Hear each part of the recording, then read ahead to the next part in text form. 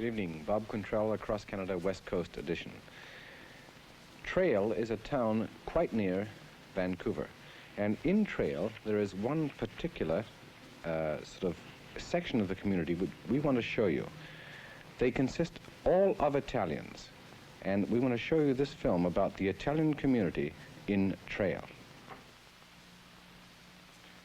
Even the most ardent booster of the city of Trail would be hesitant about proclaiming its visual beauty.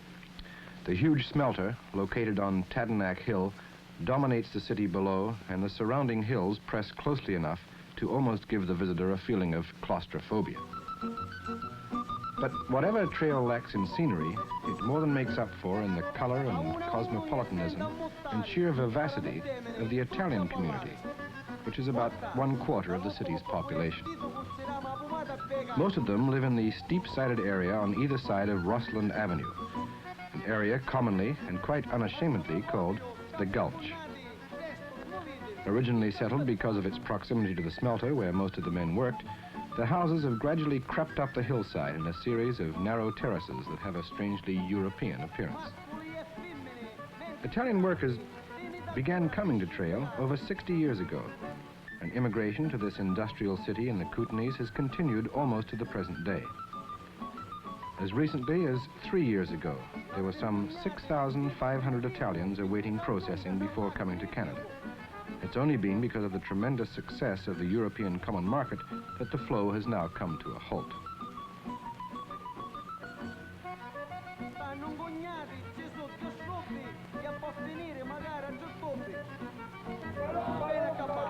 The Italians in Trail have enriched the fabric of the whole community with their own customs, dances, and music, their special foods, and with their bowling game of boccio.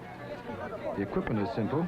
Each of the 8 players, who are divided into 2 teams, has a bowling ball, which is about 5 inches in diameter, and these days is made of rather heavy and dense plastic. There's another, smaller ball, about 3 inches in diameter, which is called the bacino. The court is merely beaten earth with a backstop at each end. To begin the game, one of the players throws the bacino towards the other end of the court, and then alternate members of each team throw their balls with the object of coming to rest as close to the bacino as possible. Unlike lawn or alley bowling, the balls are not so often rolled as thrown, usually with a backspin, which brings them to rest as soon as they hit the ground. A player can try to knock one of his teammates' balls closer to the bacino, or try to knock an opponent's ball away from it. Or he may try to hit the bacino itself so as to improve his team's position. We tried the game ourselves and soon found that there's a great deal more skill and what Stephen Potter calls gamesmanship than meets the eye.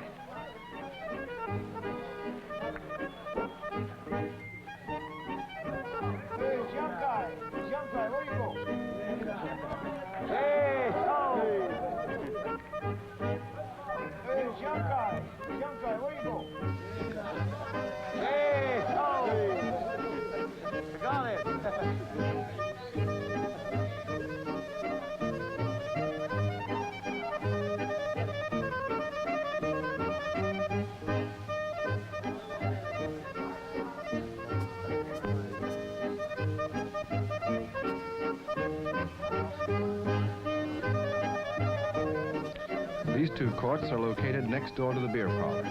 Naturally, the losing team buys the beer.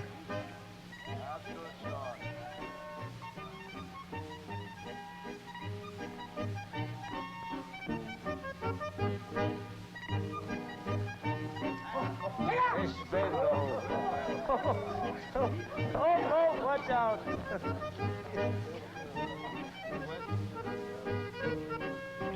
It's possible that one of the things that immigrants to a strange land miss most of all is their native food. And just as we have those from England to whom the only really decent meal is roast beef and Yorkshire pudding, so the new Canadians from Italy feel the need of their special delicacies. The various types of pasta, of sausages varying from bologna to capricciolo, to pepperoni, of cheeses such as parmesan and pecorino and provolone, and of course the famous gorgonzola. While we were there, we were lucky enough to enjoy some of this superlative cooking when we were invited to the 59th anniversary of the Cristoforo Colombo Lodge, a fraternal organization originally set up to look after sick and funeral benefits for the then newly arrived Italians. The mouth-watering process began in the kitchen, where a platoon of ladies were cooking some 72 chickens, well over 100 pounds of beef stew, gallons of soup, and bushels of tossed salad.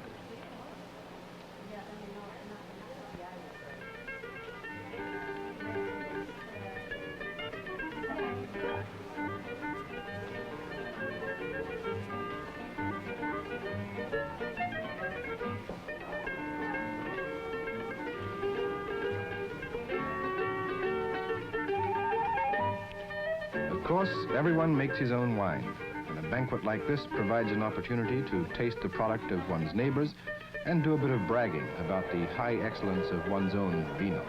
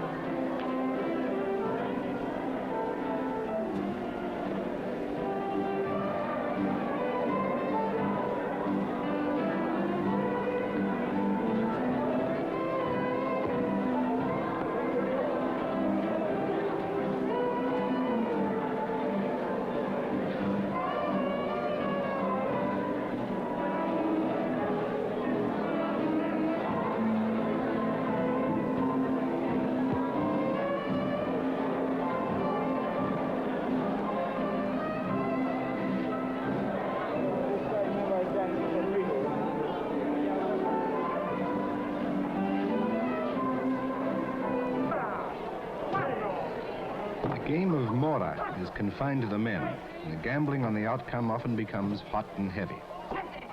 The idea is to thump one's fist on the table 3 times, and on the 3rd thump, to call out the number of fingers that one's opponents will present. At the same time, shoot out 1 to 5 of one's own fingers for him to guess at the total. It's noisy and confusing, and a consistent winner must have an instinctive flair for human psychology. It appears easy, and the outcome seems to depend upon mere luck. But the very fact that there are champion mora players negates this viewpoint.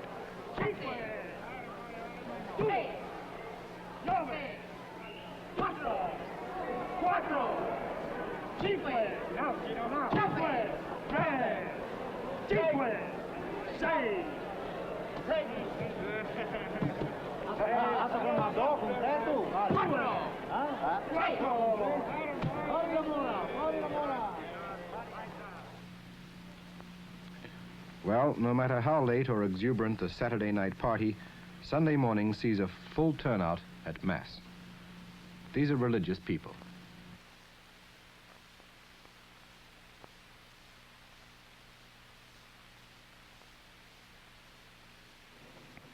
A visit to the Italian community in Trail, near Vancouver.